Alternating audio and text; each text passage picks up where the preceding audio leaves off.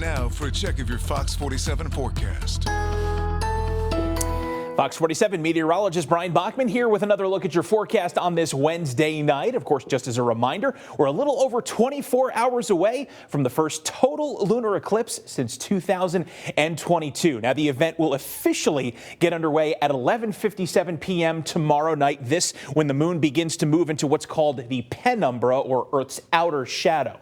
Admittedly, for about the first hour of this event, there's not going to be a whole lot of noticeable change. It'll become more noticeable when the partial lunar eclipse begins at 1:09 a.m. This as the moon starts to move toward the interior of Earth's shadow and becomes more and more blocked off by the Earth's shadow. Once we hit totality beginning at 2:26, that's when the moon will take on the blood moon appearance, becoming a striking shade of red, continuing toward the maximum eclipse at 2:58 a.m. and lasting in that blood moon total eclipse phase until about 3:31 in the morning. From there, the moon will gradually then reemerge from Earth's shadow, and the event will officially end at 6 a.m. Friday morning. Not expecting everybody to stay up late throughout the entirety of the event, of course, but if you're willing to stay up just a little bit later, maybe to about 2:30 or so in the morning, you should be treated to quite a show with our weather set to cooperate, and it's going to be the last chance we'll have for about another year. Next total lunar eclipse coming in on March 3rd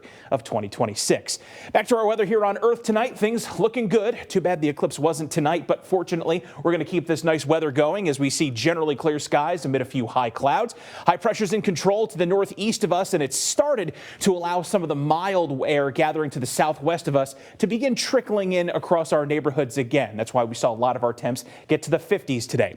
It's going to be later in the day tomorrow, and especially on Friday, though, when this frontal boundary to the south of us breaks down and allows a surge of very warm conditions to start spreading our way. Highs likely to get toward the 70-degree mark as we close out the work week. And again, another night tonight where as we look at what we're tracking, it's just a few clouds here and there. As we advance into late this evening, generally clear skies persisting into the 11 o'clock hour, and not a whole lot of change even as we head toward tomorrow morning. It's going to be another colder start with most of us beginning the day around 30 degrees, but even that above average for this point in March. We'll keep skies mostly sunny throughout the day tomorrow. Just as you can see, going all the way to tomorrow evening, a few high clouds are the worst of things we will see. Advancing to eclipse time tomorrow night, conditions looking pretty good here, something we always are a little bit nervous about in this state this time of year, just because our weather can be all over the place.